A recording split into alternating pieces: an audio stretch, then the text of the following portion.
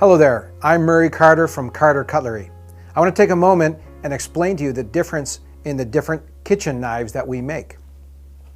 First of all, I'll talk about the different series that we make. We have many series of knives, and the most rudimentary that we make is the traditional Japanese kuro-uchi style kitchen knife. Now, kuro-uchi means black hammered in Japanese, and as you can see, this knife has a very distinct black look to the upper part of the blade. These knives are made by taking a piece of mild steel and splitting it in half, inserting a core of steel into it, forge welding that together, and forging it into the shape of a knife. These knives come with a very simple, traditional Japanese handle. It's a soft wood and it's got a plastic ferrule. With these knives, you pay for the blade and you get the handle for free, essentially. Great performing knives at the most reasonable price. The next in our lineup is called the stainless Fukugozai series. Now, instead of the mild steel, carbon steel blade, we have a stainless steel, carbon steel laminate. So a little bit better with the rust prevention.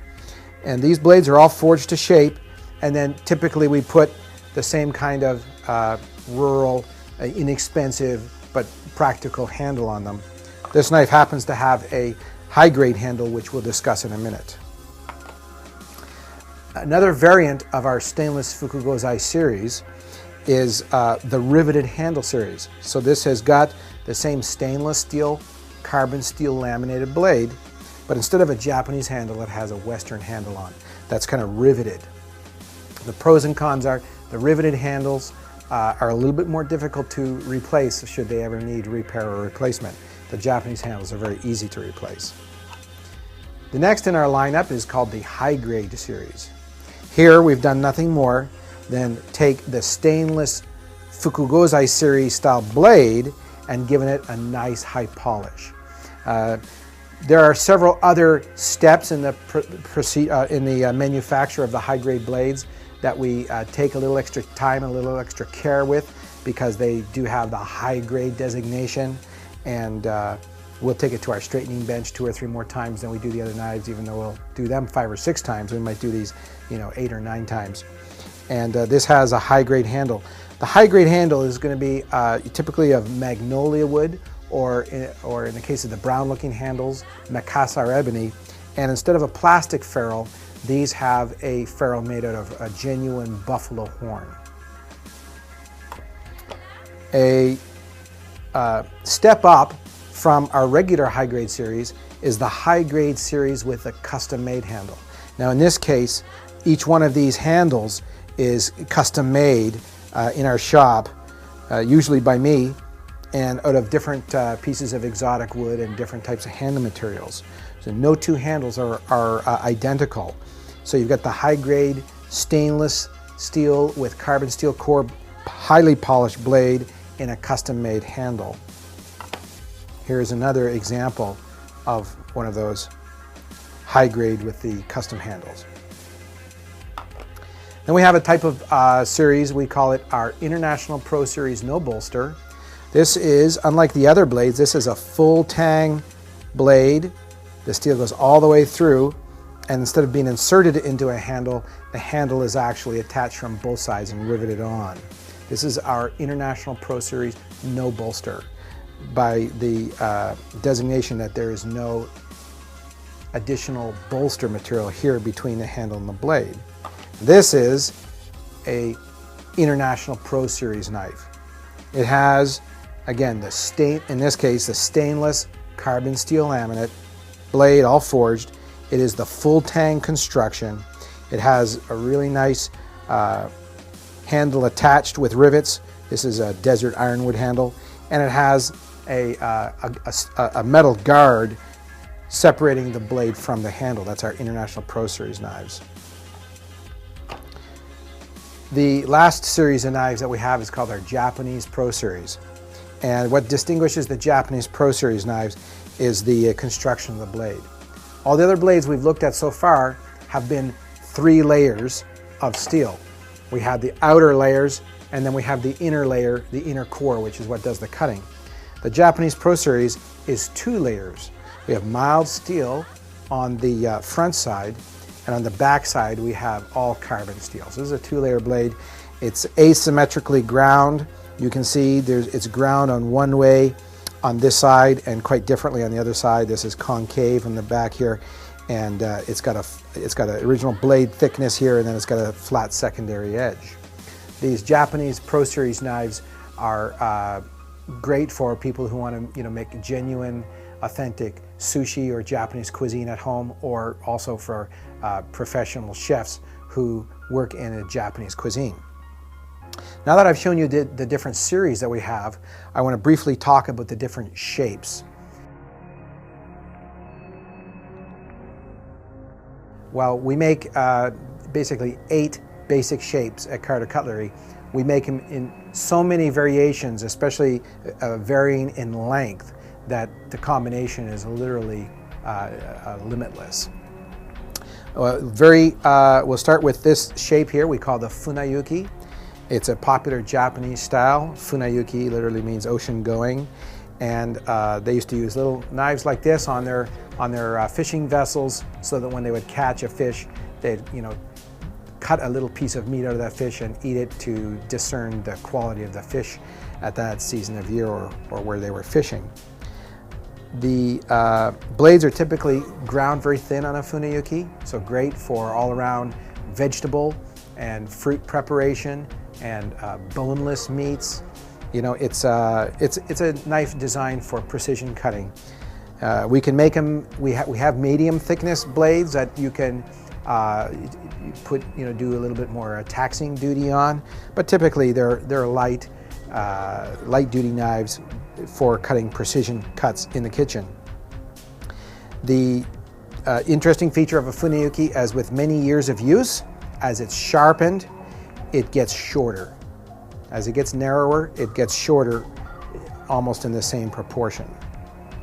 The next shape is called a wabocho, and this is a very common shape in Japan.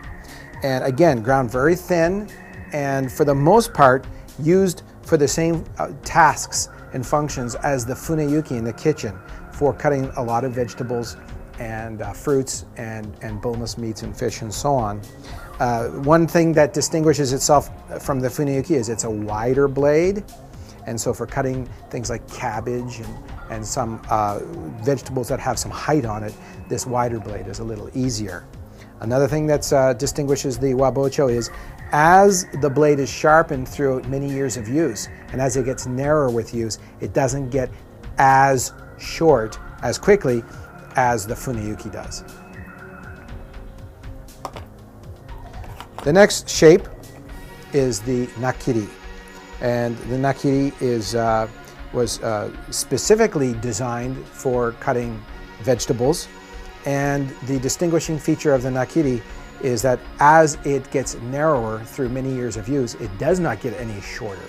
And so for some prep cooks who just, let's say for example they're cutting cabbage all day long, year in and year out, they will get used to the length of their knife, and until the very last day that they have to retire their knife because it's ground away to nothing, they'll always be working with the same length of blade, and they learn to move that blade with muscle memory, and so that's the advantage there. It obviously doesn't have a pointy tip, and the way you can overcome that limitation is by using the heel of the blade for things like cutting the eyes of potatoes and so on. That's called a nakiri. The next style of blade we have is called the debabocho, and what distinguishes the debabocho is it's a very thick blade. This is could be equated to a cleaver. We'll call this a Japanese cleaver. The Japanese typically use the deba for rough dressing of fish. They'll get their fish, put it flat on a table, they'll cut up to the backbone on one side, spin the fish around 180 degrees, cut up to the backbone on the other side, grab the flesh, and then chop through the few spinal bones that were holding that fillet onto the fish, and that's how they rough dress their fish. And the blade, the geometry, the heft, the weight of the blade is all designed to withstand that kind of a hard use, cutting through fish bones and so on. The long, slim knives that are very well known in Japan, these are for slicing raw fish in particular, and they're nice and long so that the cut can be made in one slice without sawing motion back and forth, and that's why they're long and slender. And that's the 5 traditional Japanese styles. And then we have a one that we call a gyuto, and the gyuto in Japan is a knife typically going to be used for cutting various size meats, chunks of meat. And in fact, gyuto literally means steak sword or steak blade or beef blade. And to me, a gyuto can be nothing more than just an elongated funayuki. Sometimes, according to the customer's request, or depending on my mood when I'm forging the blade, sometimes I'll put more or less curvature in the belly towards the tip of the blade. But as far as I'm concerned, any funayuki that is beyond 7 sun in length, which would be about 210 millimeters, is considered a gyuto. I make small Western style paring knives as well as carving knives. And that makes up for the most common 8 types or 8 different shapes of kitchen cutlery that we make.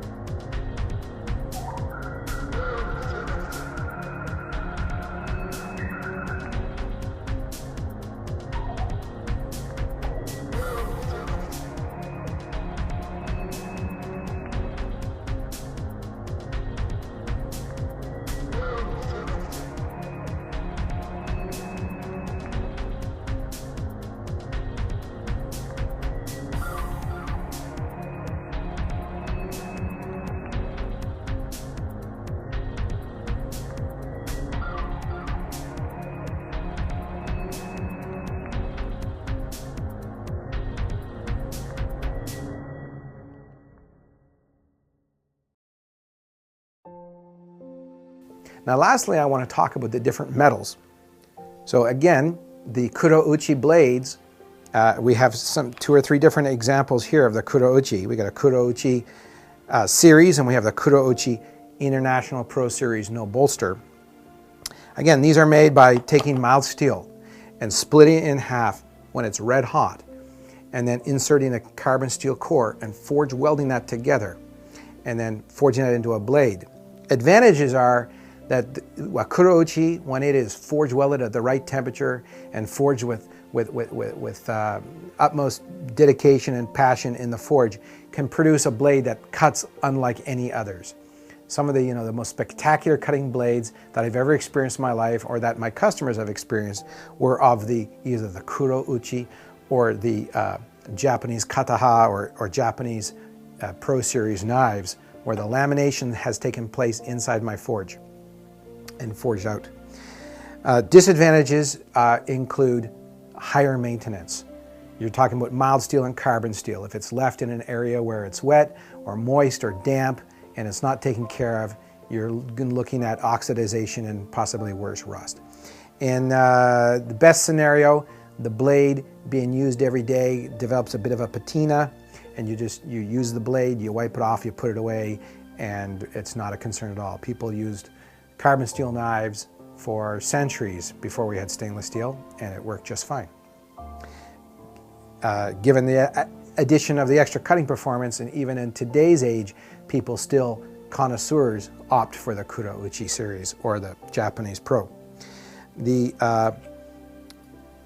other style of steel that I use is the stainless with the carbon steel. So we still have the carbon steel performance of the cutting edge with stainless on the outside for ease of maintenance. The big difference here is that I do not personally forge weld the carbon steel into the stainless in my shop. You need $1 million equipment to do that at the lowest possible temperature. So while these are super high performing knives, and I enhance the performance, I enhance the inherent performance of the steel through careful heating and careful forging, and then heat treating, quenching, tempering in my forge. the very finest stainless fukugozai knife will not cut as well as the very finest kuro-uchi knife. That being said, the stainless fukugozai series knives that we put out and the high-grade knives, which are the same steel but just the polish on the blade, tend to be the best cutting knives that our customers have ever experienced. So you're still talking about a very, very high level of performance.